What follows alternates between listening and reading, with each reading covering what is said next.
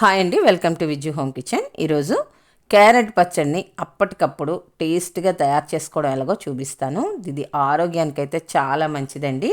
తప్పకుండా ట్రై చేయాల్సిన రెసిపీ ఇది. ఇప్పుడు ఎలా తయారు చేసుకోవాలో చూపిస్తాను. ఫస్ట్ కళాయి అయినా పాన్ అయినా పెట్టుకోండి స్టవ్ మీద. అందులో 1 టీ స్పూన్ ఆయిల్ వేసుకొని, ఆయిల్ కొంచెం హీట్ అయ్యాక 1 టేబుల్ స్పూన్ జీలకర్ర, 1 టేబుల్ స్పూన్ ధనియాలు వేసుకోండి. ఈ రెండు ఎర్రగా వేయించండి. పచ్చళ్ళలో కంటే మనం జీలకర్ర కామన్గా వేస్తామండి, కానీ ధనియాలు వేసుకుంటే టేస్ట్ బాగుంటుంది, అలాగే ఆరోగ్యానికి చాలా మంచిదండి. ఈజీగా డైజెస్ట్ అయిపోతుంది. చూడండి, ఇవి ఎర్రగా వేగాయి కదా. ఇప్పుడు వీటిని ఒక చిన్న బౌల్లోకి తీసుకొని పక్కన ఉంచుకుందాం. పూర్తిగా చల్లారనివ్వండి. ఇప్పుడు ఇదే పాన్లో మళ్ళీ 1 టేబుల్ స్పూన్ ఆయిల్ వేసుకొని పచ్చిమిరపకాయలని మగ్గించుకుందాం.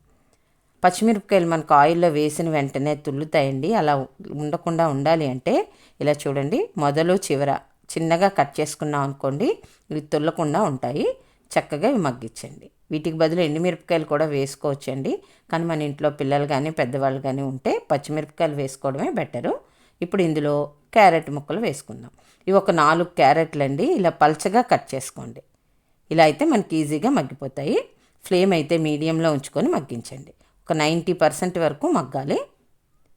మీడియంలోనే ఉంచుకోండి. కొంచెం మాడినా చేసిన టేస్ట్ అయితే మనకు చెడిపోతుంది. అందుకని మీడియంలోనే కొంచెం ఓపిక్గా మగ్గించుకోండి.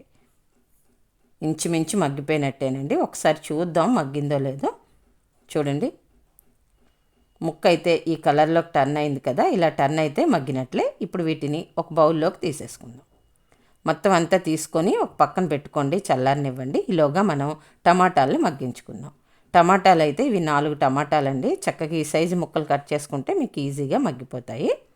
అయితే కొలతలు 1 క్యారెట్కి 1 టమాటా, 2 పచ్చిమిరపకాయలు కరెక్ట్గా ఉంటాయండి. పర్ఫెక్ట్గా ఉంటాయి. టేస్ట్ కూడా బాగుంటుంది.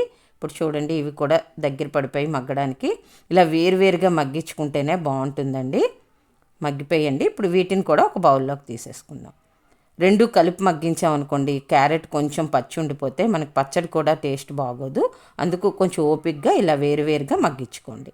అలాగే మిక్సీ పట్టేటప్పుడు కూడా కొన్ని ఇంగ్రీడియంట్స్ వేయాలి. పూర్తిగా చూడండి ఫ్రెండ్స్ వీడియోని.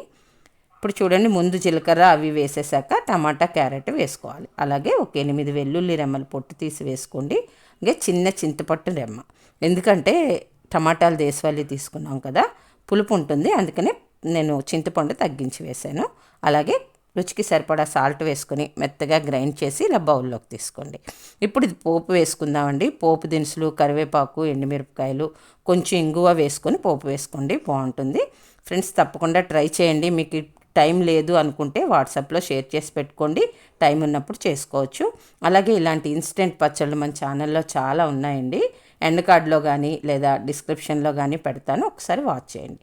ఫ్రెండ్స్, లైక్ చేయడం మర్చిపోకండి. అలాగే కొత్తగా చూస్తున్న వాళ్ళు సబ్స్క్రైబ్ చేసుకుని పక్కనే ఉన్న బెల్ ఐకాన్ని యాక్టివేట్ చేసుకోండి. Thank you for watching.